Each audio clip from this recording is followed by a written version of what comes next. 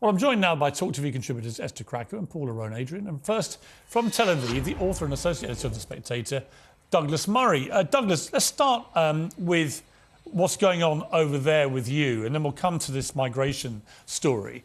A big day tomorrow in this war, a pause, the release of 13 hostages, we believe women and children. What is the feeling about this? You know, many people are saying from a distance that this looks like a sort of slow form of water torture for these poor families.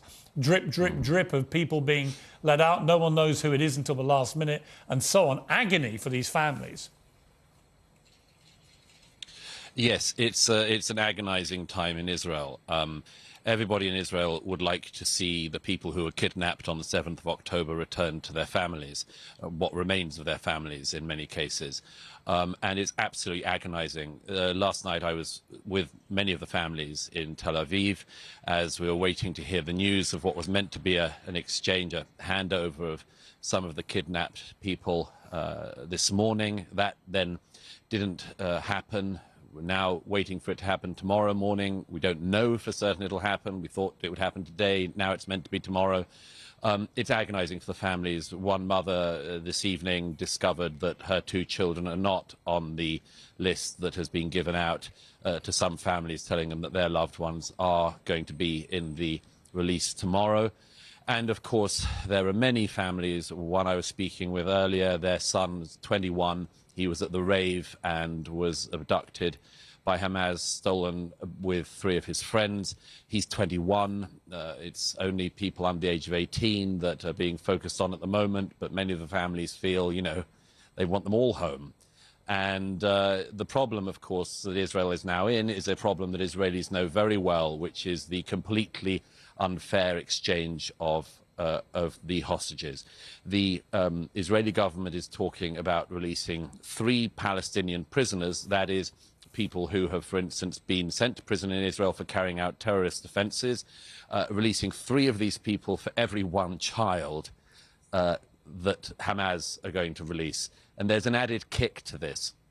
Sirwan, the head of Hamas in Gaza, who was the person who planned and led the operation on the 7th of October that killed 1,400 Israelis and led to these Israelis being kidnapped, is a man who was himself released in just such a prisoner swap 10 years ago. That was when Israel released more than 1,000 people from Israeli prisons, Palestinians from Israeli prisons, and returned them for a single soldier, Gilad Shalit, who Israel, of course, wanted back. So there's a horrible kicker to all of this, a horrible kicker, that we've seen this before, these exchanges. The people being released by Israel are people who stabbed people in the streets, carried out brutal terrorist attacks. They're being returned for children. Douglas, is there any doubt that when this hostage release few days is over, that Israel will go back to attacking Gaza to get at Hamas? There are some people who hope that perhaps if this goes successfully over the next few days, that it may lead to a more permanent ceasefire. But is there any appetite for that, do you think, in the Netanyahu government? Well, it really is a very, very serious conundrum, this, because Hamas is carrying out what you accurately describe as water torture of the Israelis. It can drip out small numbers of the abducted Israelis, and it knows that, for them, these are golden eggs. They know how much Israel cares about every citizen who was stolen from their families. They know how much they care. They know how much they can drag out international pressure on Israel to have a ceasefire. They know that they can keep on promising releases and then let down the families again and again. The problem that Israel has is that Benjamin Netanyahu says that he wants to destroy Hamas. Most Israelis feel, I think understandably, they cannot live with Hamas. And yet, of course, as long as Hamas has some hostages, has the people who've been kidnapped, it can try to stop operations going on in the Gaza to destroy Hamas. It's an incredibly ugly equation, but it's one that Hamas has performed before, as has Islamic Jihad and other terror groups in the Gaza. They are playing a game not just regionally but internationally, And, of course, the people who are suffering most are the families who have their loved ones in what state we don't know. A small number, once again, promised to be returned tomorrow. Again, what state they'll be in, we do not know. But yes, it's torture for the families. I'm going to be talking to Norman Finkelstein in a few minutes. You've got strong opinions about him. I know you're going to stay and just listen to that interview and then react to that after, which I appreciate. Just before I go to the pack, just very quickly, if you don't mind, your reaction to these migration figures in the UK. Massively higher net migration last year than we've been led to believe. Very high again this year. This all from a Conservative government that promised to take back control of the borders and reduce net migration to tens of thousands. Well, obviously, it's a political failure, a generational political failure that's just sped up in recent years. That it has happened, as you said, under consecutive leaders who've promised that exactly this wouldn't happen is a disaster for Britain. Quite what a disaster it is, I think we can already start to see.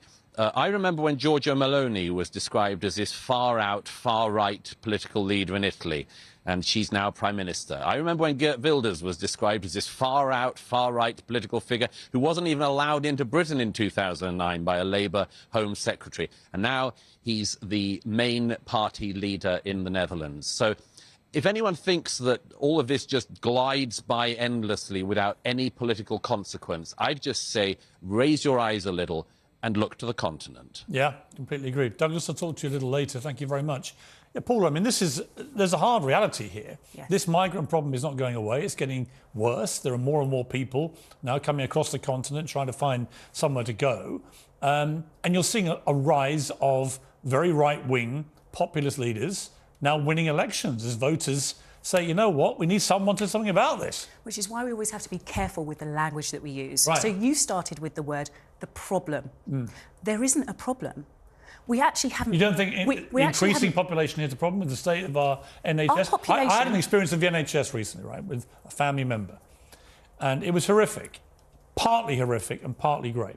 The horrific part was an A&E. Have you been to A&E in an NHS hospital recently? I have. I've got 3 children, Piers. It's like a war zone, right? Yeah. And you've got people who've just had heart attacks being left on trolleys in corridors for 6-7 hours. I know, because I know who it was, right? And then you get good treatment once you get through that system. But can we take millions more people in this country? Genuine question. As long as I've not got any objection to any individual, can we sustain that pressure on our already creaking public services? The reason why, so there's 2 different questions there. It's our creaking public services and can we take more people? The answer is we need more people. The second answer to creaking public services is we need more people because our public services are creaking.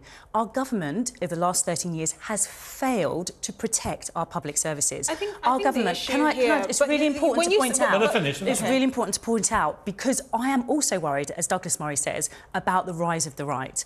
And what is happening is that we're not being told the truth about immigration. We need more people to come into this country. Our net population is only rising at 200,000 on average over the last 3 years. That's it, 200,000. Okay. That's twice the population of Solihull. And what we are not being told is why we are unable to cope with the fact that we've got no housing, why the fact that the NHS is crumbling, why the fact that we are going to food banks, why the fact that our schools are crumbling. That is what we need to look at. Esther? The thing is, over 50% of those people, those figures that you've just quoted of the 750,000, they're dependents. So they're dependents of people coming in legally, so workers that have come in. So we're talking women and children mainly, who rely on the NHS, education, all of these things. At the end of the day, we have to admit Britain That seems to be a big part of the problem. But that's which the is issue. not the actual skilled workers that we need, which I think we totally can all agree on that. It's the number of people that come with them, right? Family dependents is actually a very large number of people. The thing is, I understand your point that we need these skilled workers, but at the end of the day, they are not coming without families and dependents who rely on our public services. But also, we have to have a conversation about what Britain is willing to give up in exchange for slowing this migration. The reason why the Conservatives haven't tackled this issue is because big business likes mass migration. Absolutely. It has a downward effect on wages, so it keeps wages minimally low. We look at GDP figures and we somehow resemble a dynamic and growing and strong economy when that's not the case. We live in a low-wage, low-productivity economy, and that's the bigger issue. At the end of the day, under the Labour government of over 13 years of a Labour government, 3.5 million people were allowed into in this country, and that was scandalous. You know, Labour is out of control. About what 1 million people in just 2 years of Tory leadership, and so that is scandalous. That's horrifying. No, it is horrifying. It's not scandalous. It's not horrifying. It's what is required. It's completely unsustainable. It's what is needed. It's not what's needed. I'm sorry. And let me explain to you why. If we do not continue to open our door to healthy young people who are going to be able to work. Where are they going to live? As an ageing population. Where are they going to live? Government. Ask, all right, don't ask me. Here's what I would say. We're an ageing population. If that's true, we need you say who called it a problem? David Cameron said we're down to tens of thousands. Completely unrealistic. That's why the public believe there's a problem. Yes. Because they hear the Prime Minister say that, and now they're seeing nearly 1 million people come in last year. Which is where that's not tens of thousands. Which is where I actually agree with Douglas Murray. And I've said many times before, this focus on the small boats was just it was a smoke screen. Well, I think there are two different issues. I think illegal immigration on the small boats has got to be better controlled. It clearly is, apart from anything else, is an insult to all those who are going through the system legally. But secondly, I just don't think you can have successive prime ministers saying this is a big problem, this net migration. We're going to get it under 100,000, get it down to tens of thousands, and then you see figures like today, where last year alone 750,000. But Piers, immigrants have always been blamed for the ills in society. I'm not blaming immigrants. I'm not saying you are. What I'm saying is, well, I don't think it is. It is out of control. I don't think it is. It is. And I think it will increase, and because it needs to increase. It's out of control by the yardstick set by successive prime ministers who said we have to get it under the tens of thousands. The moment you say that repeatedly, and then you get these numbers, it looks like it's out of control. And my experience, I've got to say, of NHS recently showed me we have big problems with creaking public services. Got to leave it there. Thank you both very much indeed.